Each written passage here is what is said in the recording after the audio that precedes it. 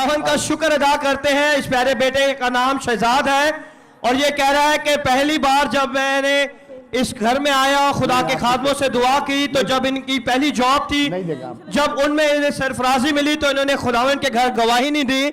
लेकिन खुदावन अगर हम गवाही ना भी दें, खुदावन हमसे बेहद प्यार करता है, वो फिर भी हमें बढ़ाता है, फिर भी हमें तरक्की देता है, फिर भी हमें उठाता है, फिर भी हमें संभालता है।